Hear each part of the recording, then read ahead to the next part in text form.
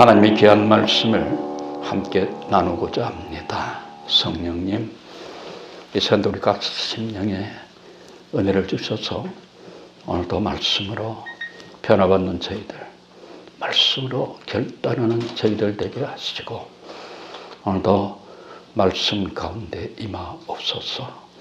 예수님의 이름으로 기도드립니다. 아멘. 오늘 함께 읽은 말씀을 가지고 옛적 사람 700년 전에 미가가 본 성탄이라는 제목으로 함께 말씀을 나누고자 합니다. 오늘은 예수 그리스도께서 태어나신 성탄절입니다. 구약 12권의 소선지서 중에 하나가 바로 미가서입니다. 미가는 요담, 아하스, 히스기야 왕 시대에 남유다의 모레셋이라 하는 작은 마을에서 살았던 선지자였습니다. 미가는 BC 700년경 사람입니다. 즉 예수님 탄생하시기 700년 전에 유다 왕국에서 우상 숭배가 가장 극심했던 아하스 왕 시대를 배경으로 활동했던 선지자입니다. 그는 예수님의 탄생을 선포했습니다. 미가가 선포하는 말씀 내용은 이사야서와 유사한 심판과 회복의 말씀입니다. 이사야서는 구약의 복음서라는 별명이 있습니다. 미가서는 이사야서처럼 예수 그리스도께서 오실 것을 예언합니다. 특히 미가서 5장에 나타난 그리스도께서 베들레헴에 탄생할 것이다 라는 예언은 아주 독보적인 예언의 기록입니다. 본문 미가서 5장 2절 3절을 통해서 700년 전에 그가 보았던 성탄에서 오늘 우리의 눈은 이 성탄절에 과연 무엇을 보아야 하는가에 대해서 배우고 우리 모두 열심을 다하는 그런 성도들이 다 될 수 있기를 바랍니다. 첫 번째로 베들레헴은 왕이 탄생하심으로 큰 곳으로 보았다라는 것입니다. 미가서 5장 2절을 보시면 베들레헴 에브라다야 너는 유다 족속 중에 작을지라도 이스라엘을 다스릴 자가 내게로 나올 것이라. 그의 근본은 상고의 영원에 있느니라 라고 말씀했습니다. 그는 베들레헴에서 큰 교회와 큰 사람을 보았다라는 것입니다. 베들레헴은 예수님께서 태어나셨기 때문에 큰 곳이 됩니다. 하나님께서 모세를 통해서 애굽에 10가지 재앙을 내리시고 이스라엘 백성들을 출애굽시키셨습니다. 그때에 모세는 애굽 나라에서 바로의 신하와 백성에게 심히 크게 배웠더라라고 말씀했습니다. 예수님께서 극찬하신 세례요한은 누가복음 1장 15절에 이는 저가 주 앞에 큰 자가 되며 라고 말씀합니다. 하나님께서 함께 하신 사람, 그 사람이 바로 큰 자죠. 주님을 모신 가정, 기업, 교회, 민족이 바로 큰 자입니다. 오늘 여러분이 바로 그 주인공이 되셔야 합니다. 그리고 왕 대신 예수 그리스도의 탄생지 베들레헴을 보았습니다.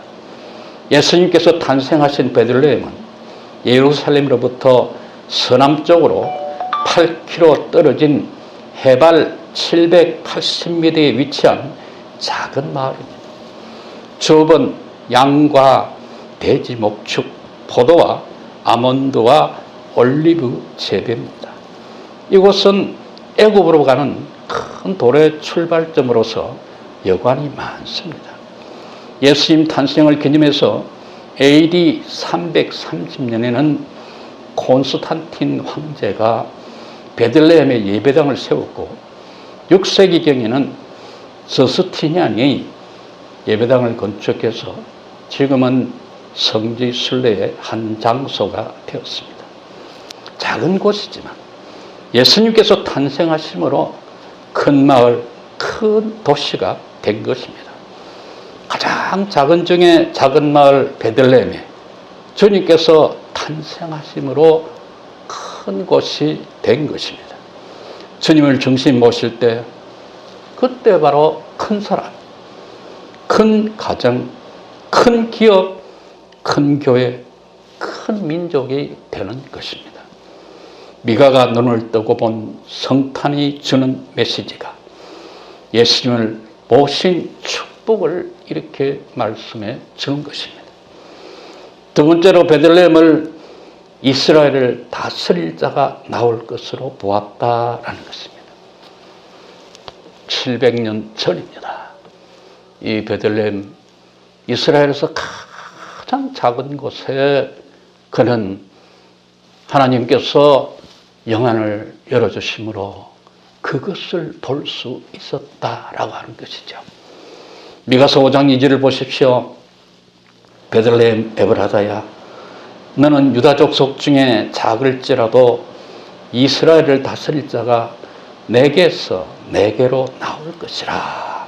그의 근본은 상고에 영원에 있느니라 라고 했습니다. 예수님께서는 다스리시는 왕 중에 왕이심을 보았다라고 하는 것입니다. 베들레헴은 이스라엘을 다스릴 왕이 탄생하신 곳입니다. 기독교 신앙은 누가 내 인생을 통치하는 왕으로 들어와 내 삶의 주인으로 모시는가에 대한 이야기인 것입니다. 주님을 왕으로 모시는 사람들은 그때부터 왕 대신 그리스도의 법이 그 사람의 마음을 통치하게 되는 것이죠. 이사야서 51장 7절을 보시면 을을 아는 자들아, 마음에 내 율법이 있는 백성들아, 그렇게 말씀했습니다. 왕이 백성이 된 우리는 왕의 명령을 듣고 그분 법을 따라서 살아가게 된다라고 하는 것입니다. 베드로전서 4장 3절과 베드로후서 2장 7절, 3장 17절에서 베드로는 무법한 자들이 하나님을 떠나 욕심을 따라 살며 우상 숭배하며 살아간다라고 하는 것입니다. 마음에 예수 그리스도를 모시지 않은 그 사람, 베드로는 이 사람을 무법한 자들로 보았다라고 하는 것입니다. 예수님을 왕으로 모시지 않는 사람들은 모두 무법자다라고 하는 것이죠. 예수님께서는 이 땅의 통치자로 오신 왕 중에 왕이십니다. 죄와 사망이 왕노릇하는 삶에서 우리의 죄를 대속해 주신 예수님께서 왕으로 오셔서 생명의 왕노릇을 하시게 해야 한다. 미가서는 오늘 저와 여러분에게 이것을 가르쳐주고 있는 것입니다. 로마서 5장 17절로 말씀합니다. 한 사람의 범죄로 말미암아 사망이 그 한 사람을 통하여 왕노릇하였은즉 더욱 은혜와 의의 선물을 넘치게 받는 자들은 한 분 예수 그리스도를 통하여 생명 안에서 왕노릇하리로다 라고 말씀을 했습니다. 그리고 예수님께서는 그 근본이 상고의 태초에 있음을 보았다라고 하는 것입니다. 예수님의 근본에 대하여 미가는 5장 2절에서 그의 근본은 상고의 태초이니라. From of old, from the days of everlasting, all eternity. 그렇게 말씀을 했습니다. 영원한 왕이시라는 것이죠. 예수님께서는 영원 전부터 항상 왕이셨고 지금도 왕이시고 앞으로도 왕이시다, 그런 말씀입니다. 이 땅의 왕들은 모두 다 무덤이 있습니다. 그러나 예수님께서는 무덤에서 사흘 만에 부활하셔서 하늘과 땅의 모든 권세를 하나님께로부터 받으신 분입니다. 예수님 부활하셨기 때문에 무덤이 없습니다. 그렇지만은 아수르 제국의 살만에셀, 바벨론 제국의 느부갓네살, 페르시아 제국의 아닥사스다, 헬라 제국의 알렉산더, 로마 제국의 줄리어스 시저, 몽골 제국의 징기스칸, 프랑스의 나폴레옹, 난세의 영웅들 모두 무덤이 있습니다. 그러나 영원한 왕이신 예수님께서는 무덤이 없는 것입니다. 그러나 주님께서는 이 땅을 다스리시는 왕으로 오신 왕 중의 왕이신 것입니다. 다니엘의 키보드는 하나님의 통치권이며 키버드는 다니엘서 7장 18절로서 지극히 높으신 자의 성도들이 나라를 얻으리니 그 누림이 영원하고 영원하고 영원하리라 라는 말씀입니다. 바로 영원하신 왕 대신 왕의 통치 아래서 우리의 누림이 영원하다라고 하는 것입니다. 영원하신 왕, 영생하신 왕, 태초에 계신 예수님을 왕으로 내 마음에 모셔들어서 통치하실 수 있도록 하는 것이 바로 기독교 신앙인 것입니다. 여러분은 이 신앙을 소유하셔서 주님 나라 백성이 되신 것입니다. 세 번째로는 메시아께서는 남은 자를 통해서 은혜를 주시는 것을 보았다라고 하는 것입니다. 미가서 5장 3절을 보시면 그러므로 여인이 해산하기까지 그들을 붙여 두시겠고 그 후에는 그의 형제 가운데에 남은 자가 이스라엘 자손에게로 돌아오리니 라고 했습니다. 메시아는 왕으로 오셔서 자비와 긍휼을 베풀어 남은 자들을 통해 회복을 주십니다. 기독교 신앙은 남은 자의 신앙이라고 말합니다. 하나님께서는 나무를 자르실 때에 거루터기를 남기셔서 새로운 싹이 나오고 줄기가 자라고 잎사귀가 나와서 꽃을 피우고 열매를 맺게 하시는 것이죠. 이것이 바로 거루터기 신앙인 것입니다.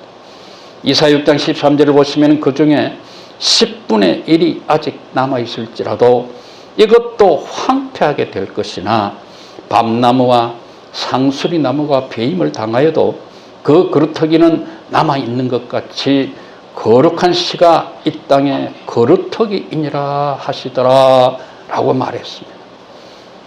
우리를 남은 자 가운데 일으키셨다라고 하는 것이죠. 주님 오실 때가 가까운 이때에 어떤 사람이 구원을 받겠습니까? 바로 남은 자들이라는 것입니다. 성경은 말씀합니다. 두 사람이 밭을 갈고 있으면 한 사람은 데려감을 당하고 한 사람을 버려둠을 당한다. 두 사람이 지붕을 이고 있으면 한 사람은 데려감을 당하고 한 사람을 버려둠을 당한다. 저와 여러분은 바로 데려감을 당하는 그 사람에 포함되어야 합니다. 아니 그 사람이 되어야 한다라고 하는 것입니다. 성경은 예수님으로 인해서 남은 자의 구원 이야기인 것입니다. 여호수아와 갈렙은 출애굽한 이스라엘 백성 중에서 유일하게 가나안 땅에 들어간 인물입니다. 이 두 사람은 광야에서 죽은 이스라엘 중에서 남은 자예요. 몇 대 1로 남았습니까? 200만 분의 2로 남았다라고 하는 것입니다. 여러분, 마지막 때에 구원은 이렇게 힘들다라고 하는 것입니다. 하나님께서는 남은 두 사람을 통해서 국가를 세우시고 가나안 정복을 이루시고 역사를 만들어 가십니다. 그 후에 여호수아와 갈렙이 죽자 이스라엘 백성들은 하나님께 죄를 짓고 우상 숭배를 하다가 그만 이웃 나라에 침략으로 멸망당하고 포로로 잡혀가서 그들은 70년 동안 참으로 그 험악한 세월을 보내고 있습니다. 저는 요즘 소설을 쓰고 있는데 지금 일제시대를 다루는 부분을 쓰고 있습니다. 그런데 36년간에도 우리 백성들이 얼마나 일제에 악랄하게 갈취를 당했는지, 일제에게 얼마나 무시를 당하고, 일제는 우리나라를 완전히 말살시켜서 민족 자체를 없애버리려고 했습니다.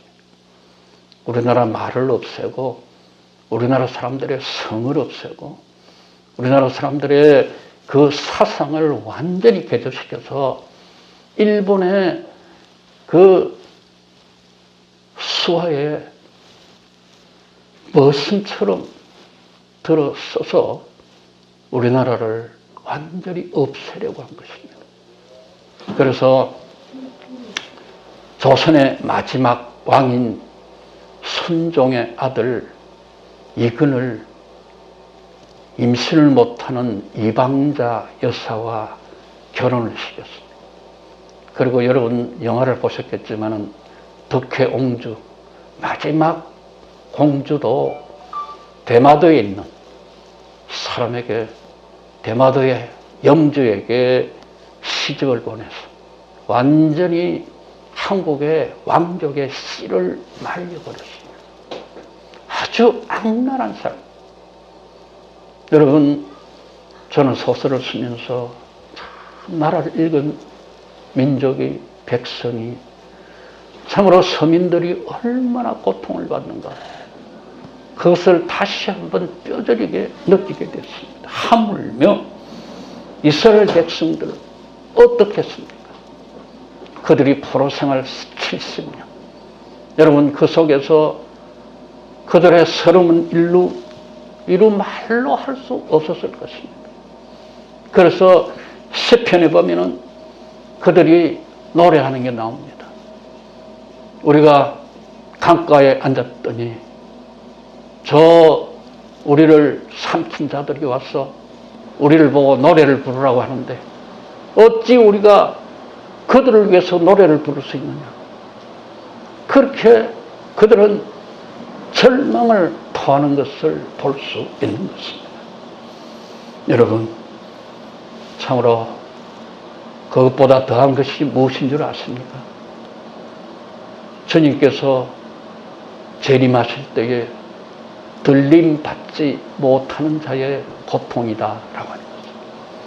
성경은 그 고통이 얼마나 큰지, 그 고통이 얼마나 극심한지 하나님께서 그 기간을 단축하지 않으하셨으면 참으로 감당할 자가 없었으리라, 그렇게 말씀합니다. 여러분, 저와 여러분은 남은 자입니다. 지금 주님께서는 남은 자를 쓰시는 때입니다. 나를 십자가의 죽음으로 구속해 주시고 부활로 다시 살리신 주님께서 저와 여러분을 마지막 남은 자, 마지막 남은 사람들 중에서 우리를 구원해서 주님께서 재림하실 때에 우리를 붙들어 올리시기를 원하신다는 사실을 여러분 아셔야 합니다. 마지막으로 오늘 미가서는 십자가에서 우리를 구속해 주셔서 믿는 자들에게 이 세상에서 등불을 켜고 나갈 길을 밝혀주고 있다라고 하는 것입니다. 이스라엘 백성들이 하나님께 죄를 짓고 우상 숭배를 반복하다가 결국 바벨론에서 멸망되고 포로로 잡혀갑니다. 백성들이 귀환해서 살아가지만 여전히 주변국의 속국이 돼서 비참한 식민의 삶을 살게 됩니다. 그렇게 600년의 세월이 흘러서 하나님께서는 한 여인에게 해산을 주시고 버려졌던 모든 사람이 회복되어 돌아오게 하십니다. 바로 예수님께서 탄생하셔서 600년 동안 버려진 이스라엘 민족들이 다시 복음을 전도하는 민족으로 서게 해 주셨다라고 하는 것입니다. 그것이 오늘 우리에게 주신 과제인 것입니다. 생명으로 알고 감당하는 저와 여러분들이 되셔야 합니다. 하나님께서는 자비와 사랑으로 꺼져가는 등불도 끄지 않으시고 상한 갈대를 꺾지 않으시는 하나님이십니다. 여러분, 상한 갈대를 꺾지 않았습니다. 바로 저와 여러분들을 향하신 말씀.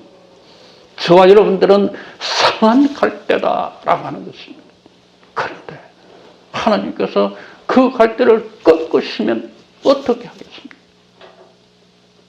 오늘 성탄절을 맞아서 주님께서 꺾지 아니하시려고 이 땅에 오셔서 저 여러분들을 구속하시고 구원해 주신 사실을 여러분 잊지 마셔야 합니다. 사랑하는 성도 여러분, 주님을 오시고 큰 사람, 큰 기업, 큰 교회, 큰 민족을 꿈꾸시기 바랍니다. 그리고 주님을 왕으로 모셔서 저와 여러분들을 남은 자 가운데 일으키실 때 쓰임을 받으셔야 합니다. 여러분, 조금 전에 말씀드렸잖아요. 밭에서 두 사람이 밭을 갈고 있으면 한 사람은 데려감을 당하고 두 사람이 지붕에서 지붕을 이고 있을 때에 한 사람은 데려감을 당하고, 여러분, 거기에 저와 여러분들이 포함되셔야 합니다. 저와 여러분들이 거기에서 빠지면 안 된다라고 하는 것입니다. 그리고 주님을 왕으로 모셔서 성도를 남은 자 가운데서 일으키실 때에 일어나 쓰임을 받고 믿음과 소망과 사랑 가운데 성탄을 맞고 우리 모두 비전의 성도들이 다 되시기를 예수님의 이름으로 축원을 드립니다. 아멘. 하나님 아버지, 참으로 미가가 700년 전에 본 성탄에 대해서 오늘 저희들에게 주신 말씀이 마지막 때 큰 자로 쓰임을 받기를 원한다라고 하시는 것입니다. 하나님 아버지, 우리 모두 이 마지막 때를 살아가면서 주님께서 부르실 때에 모두가 주님, 제가 여기 있나이다. 말씀하옵소서, 종이 듣겠나이다. 저희들이 고백하면서 주님 앞에 나올 수 있기를, 주님께 들림 받기를, 주님의 영광을 높이 드러내기를, 주님, 오늘 이 시간 저희들에게 성령으로 기름 부어 주시옵소서. 그래서 주님께 쓰임받는 저희들 모두가 되게 해 주시옵소서. 예수님의 이름으로 기도드립니다. 아멘.